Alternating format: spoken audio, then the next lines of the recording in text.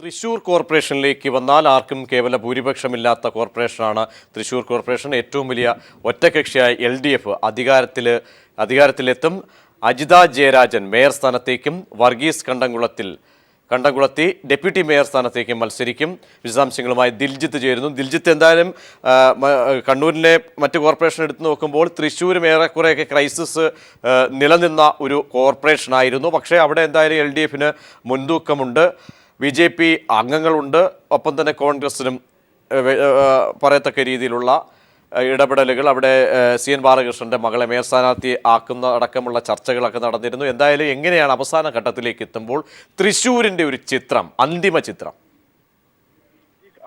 ആകെ 55 ഡിവിഷനുകളുള്ള തൃശൂർ കോർപ്പറേഷനിൽ LDF 25 സീറ്റുകളാണ് നേടിയത്. UDFന് 21, BJPക്ക് 6 സീറ്റുകളുമാണ് ലഭിച്ചത്.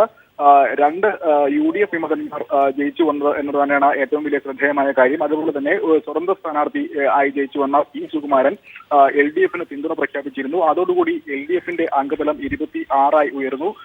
നിലവിൽ ഒരു കൗൺസിൽ രൂപീകരിക്കുമ്പോൾ മേയർ സ്ഥാനത്തേക്ക് മത്സരിക്കാൻ അല്ലെങ്കിൽ അധികാരത്തിലെത്താൻ ഏറ്റവും സാധ്യതയുള്ളത് ഇടതുപക്ഷത്തിന് തന്നെയാണ്. 26 സീറ്റ്. കേവല ഭൂരിപക്ഷത്തിന് 28 സീറ്റുകൾ വേണമെന്നിരിക്കെ 26 സീറ്റുള്ള ഇടതുപക്ഷത്തിന് തന്നെയാണ് അധികാരത്തിലെത്താൻ ഏറ്റവും സാഹചര്യമുള്ളത്.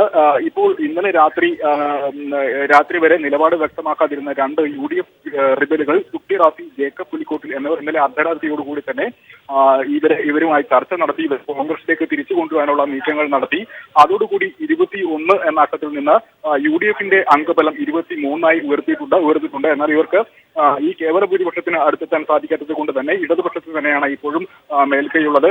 ഇടതുപക്ഷത്തിന്റെ അജിത ജയരാജൻ മേയർ സ്ഥാനത്തേക്കും വർഗീസ് കണ്ടംകുളത്തി ഡെപ്യൂട്ടി മേയർ സ്ഥാനത്തേക്കും ആണ് മത്സരിക്കുന്നത്.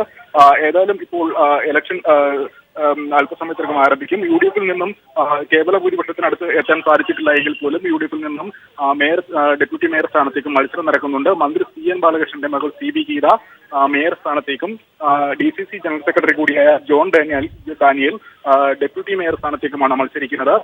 6 സീറ്റുകളുള്ള BJPയും ആർക്കും പിന്തുണ പ്രഖ്യാപിക്കാതെ തങ്ങളും BJPയും മേയർ സ്ഥാനത്തേക്ക് മത്സരിക്കുന്നുണ്ട്.